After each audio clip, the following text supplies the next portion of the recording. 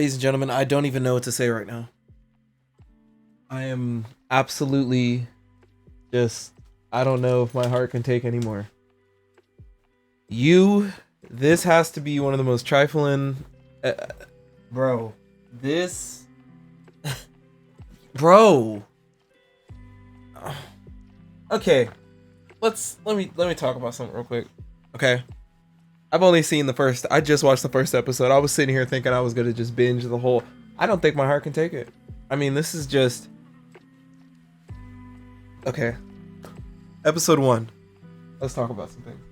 So, at the end of season 2, I hated it. I hated it because I didn't understand why. I didn't understand Joe's motivations behind looking at the neighbor. Like, because he's so hypocritical. If you think about it. He's okay. So at the end of season 2, when he looks through the fence and he sees his neighbor and he's like, oh, who is that? Whatever. I thought that was just so dumb. Because I was like, wait, this is not. I was like, bro, you just spent this whole time going for love, right? And y'all went through all this stuff and you got her now. You're about to have a kid. She's pregnant, all this.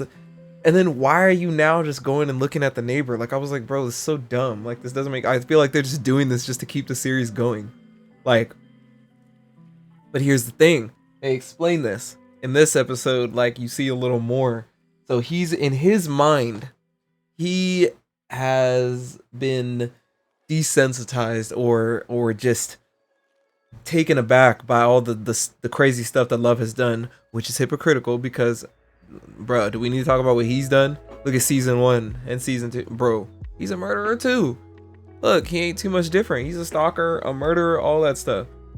But Lord forbid, but no, he can't have a woman who's like that too. No, he needs to have a woman who's pure and clean. I thought after season 2, I was like, oh, we can end the show right here. We're good. They can move away. They can have a family and the season's and it's over. But no, Joe in his mind is like, nah, she's like freaking crazy and all that she's done is like, I gotta. Now he feels like he's trapped. You know, he's doing this because he's doing this all for the kid. And I love his monologues. That's one of my favorite parts of this show is his monologues. When he's just talking in his head, when he's, you know, just pondering about things. I love that. That was honestly like season 1. That's what really caught my eye about this show. Is just his monologuing, his inner thoughts. You know, that was really good. But you know, at first you know, I wrote my notes here. Like, it makes sense now. He's protecting the daughter. He's protecting his daughter, right?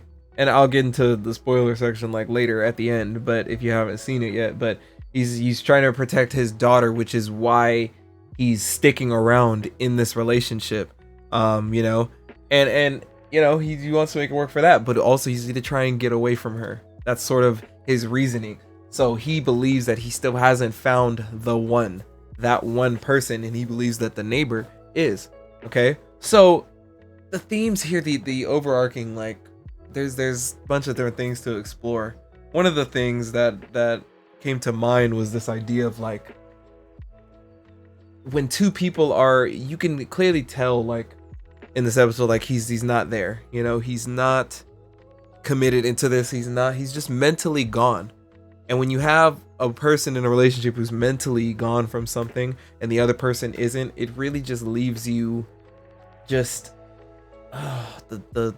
it's just so, bruh, I just feel so awkward just watching it. Like, you feel like so bad because you're like, bro, this is just not, because a lot of people have experienced something like this before, myself included, where it's either one or both people, they're just mentally just checked out, you know. And in this case, obviously it's Joe, who's just not with it, you know. And it's just sad to see, you know what I mean? It just makes you feel like, man, like, this is really tough. And there's a lot of interesting set pieces there's a lot of questions that I have. There's a lot of things that are now set in place. This is a perfect opener for the season because it sets a lot of things in place. We have this person who's like part of this mom's association, Sherry or whatever.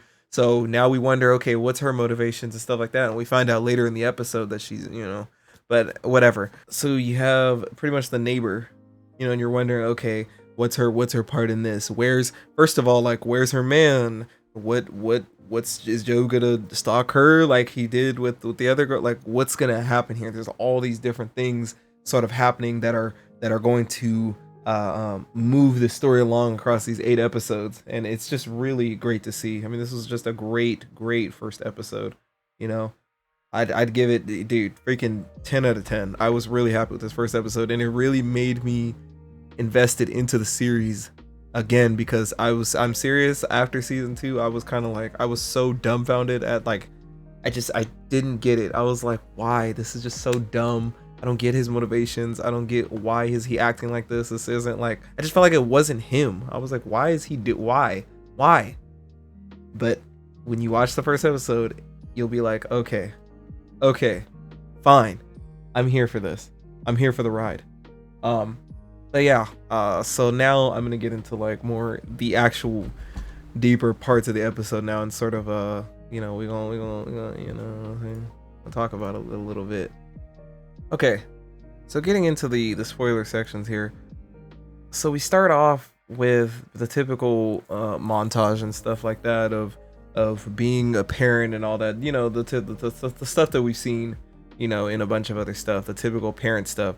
Then we get introduced to Sherry, and you can tell she's kind of, you know, you're kind of wondering, okay, what's going on? Is she, what's her motive? Stuff like that. You can tell she's being a little bit condescending. Okay. Then the neighbor.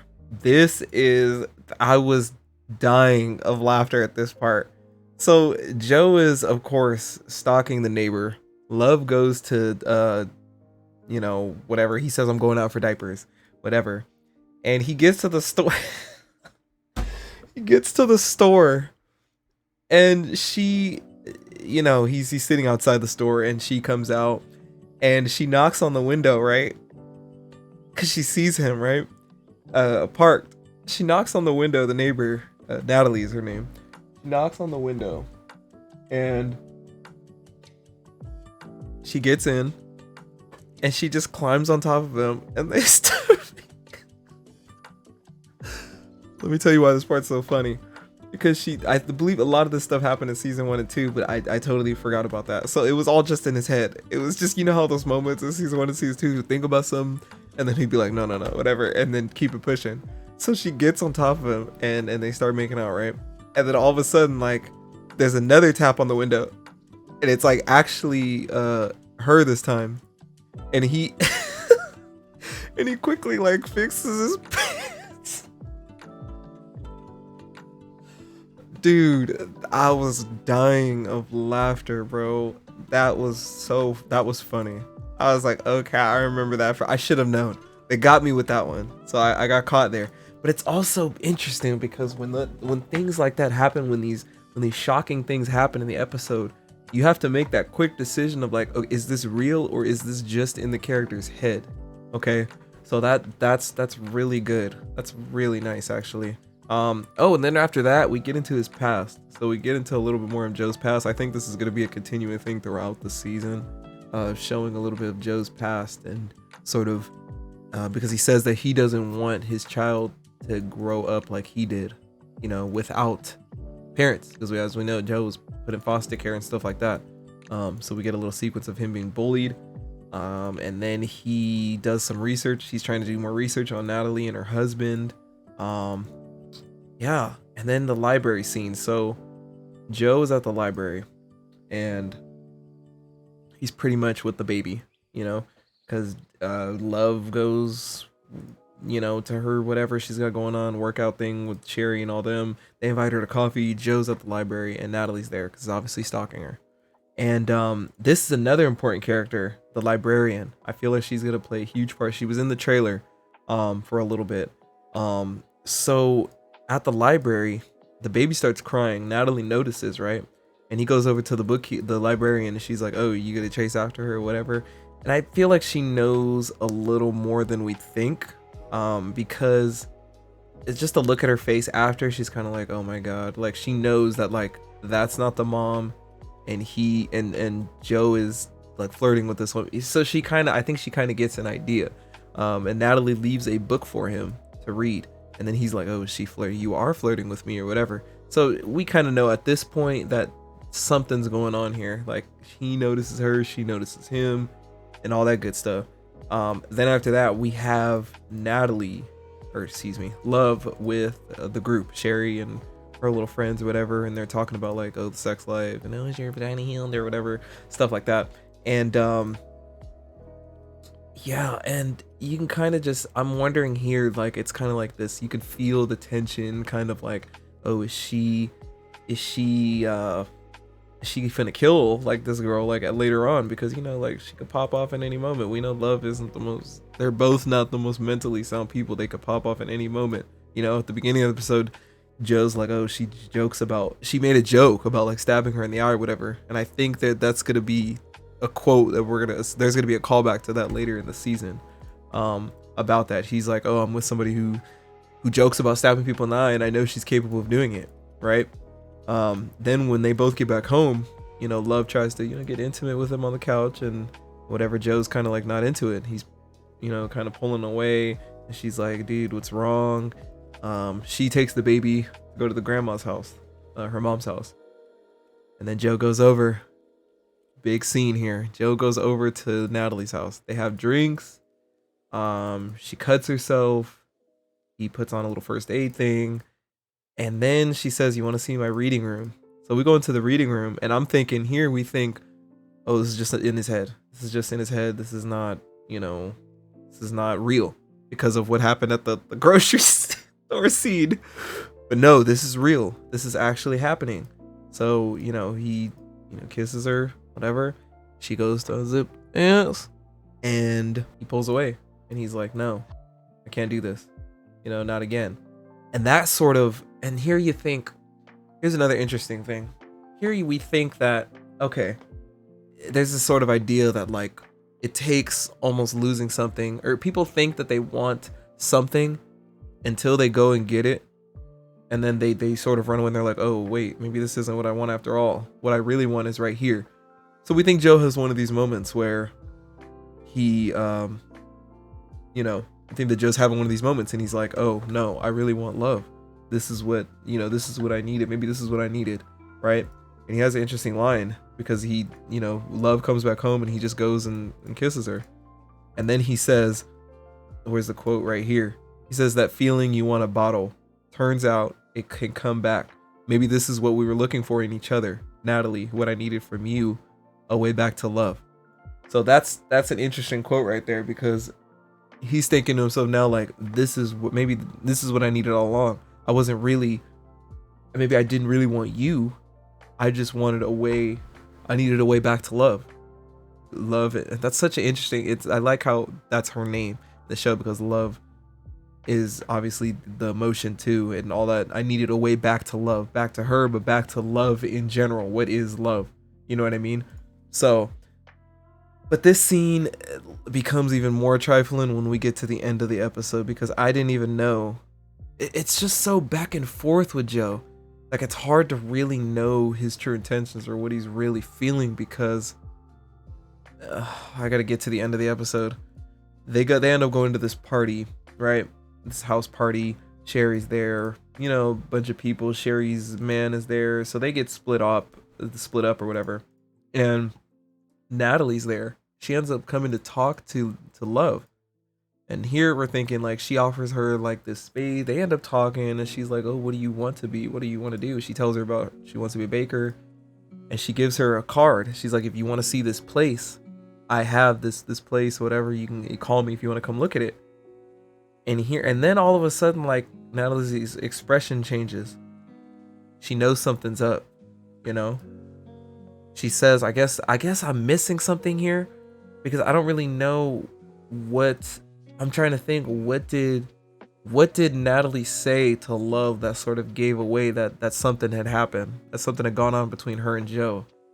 I'm trying to think, because if you think back to when Joe first made his move, not first made his move, but when Love came back from the grandparents' house and Joe went to go kiss her, I got this feeling that, like, Love was thinking like what are you doing? Is something wrong, right? And then when she talks to maybe, I don't know, maybe it was his breath, maybe it was, I don't know, it was the smell, maybe it was the scent, because she had, you know, like when you're making a, or you sort of get a scent, you know what I mean? Maybe she smelled a little bit of that.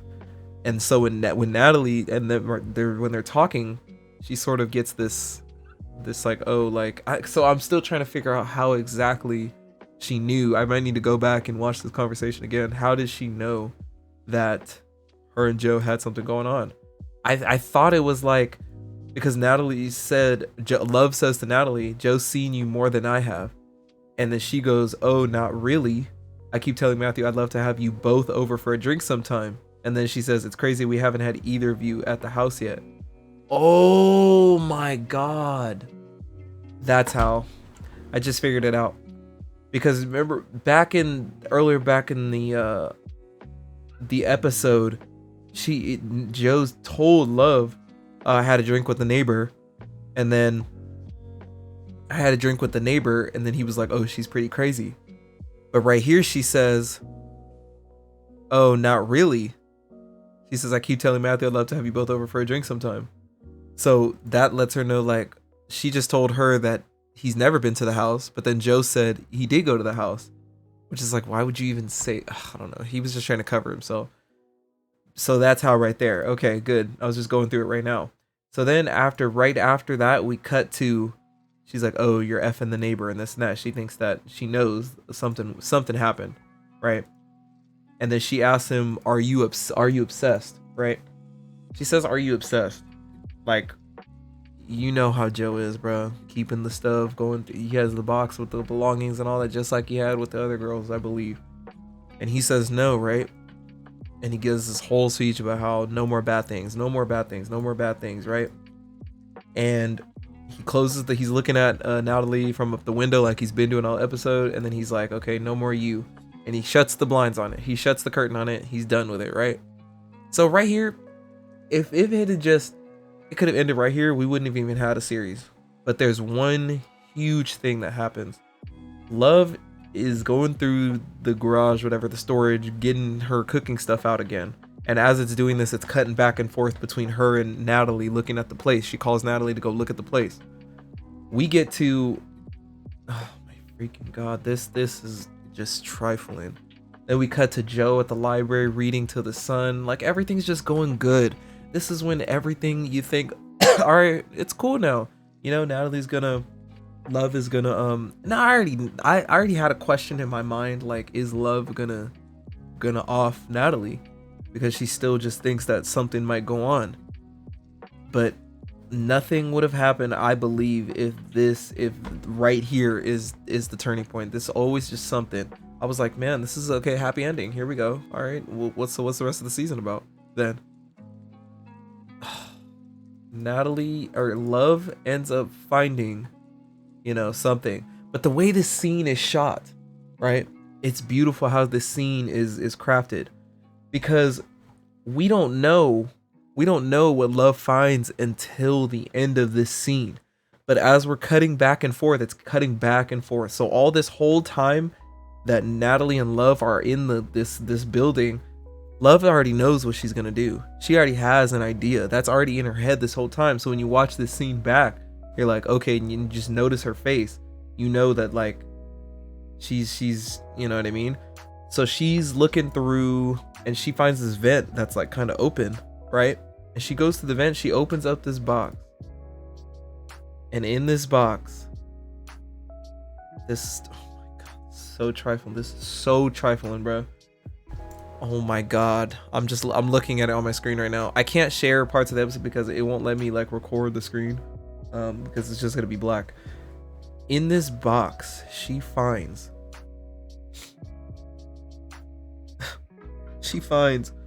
the underwear. Oh, I forgot to mention that when Joe first went into the what is it? When he first went into the reading room, Natalie's like, oh, I'm a bit of a slob too, and she kicks this green pair of underwear on the ground, and Joe picks it up. And I was just like, bro, dude, okay, oh God, bro. So inside this is the green, she finds the green underwear, some lip balm or whatever. Her Starbucks cup holder thing with her name on it, a little note, the scarf that she used to wrap her hand when she cut herself with the glass when they clink glasses to have a drink, and a tampon. A tampon. Bro, I was, dude. If I was Love, bro, in this situation, bro, I'll give her a pass on this one. This was, and a hair tie. Dude, she pulls out those underwear, dude. And then it cuts to the scene of when they were having sex. Joe has the pair of underwear in his left hand and he takes a sniff of it while he's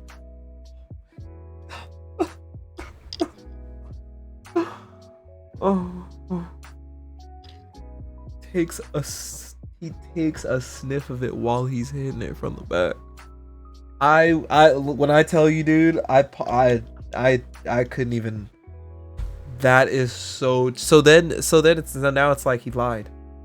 He is obsessed. He lied. So it's like, you know, you can't believe everything these characters say a lot of the time. Like we can't trust. We just can't trust anything, dude. We don't know like if he's telling the truth, if he's not. What are his motives now? And this is what makes the show so interesting. You know, it's like, oh, dude, I'm watching it back right now. He literally, oh, dude. I don't know if she saw him do that or not, but oh, dude, this was so bad. I mean, it was just not like bad, like, but it, anyway. So Natalie shows, shows Love this room, and there's a fire axe outside the ground, and she picks it up, and she whacks her, bro. She kills her. She calls Joe crying and says, "I think we need couples therapy," and that is how season 1, episode 1 ends. Now, if that is not a great season opener, I don't know what is. That was great. And now we have all these things, these pieces together. We have the librarian. Like, what else is she gonna find out? We have Sherry and the gang, because we find out that, you know, Natalie tells Love that Sherry's like runs this town or whatever. Like, it's like this whole idea of the city that they're in, Madradam or whatever like that. It's this like suburban community. Like, something's not right. Like, we have a lot of problems here. The city, you know, the people, like Sherry and all that, like what's gonna happen with her, the librarian. We've got the dynamic between Love and Joe. We've got, now we just introduced the first murder. Now Love is the first one to kill. Love kills Natalie. Now we have freaking the baby. Now they have a kid. Now it's like, oh man, and we're just taking things to the next level, and it's about to get crazy. I'm excited to watch more, but I needed a break after this. All right, so let me know what y'all think. Let me know if I should just come back like midway through, like on episode 4, and then do another episode, or just, you know, talk about what's going on there, or just wait all the way to the end, or just do a video on each episode, because honestly, I need a break after each episode. I don't think I can just binge this overnight. Like, this is a lot. This is a lot for me to handle. But anyways, that's gonna be it from me. My name is Hayes, of course. Stay happy, hydrated, all that good stuff. And I'm out. Peace.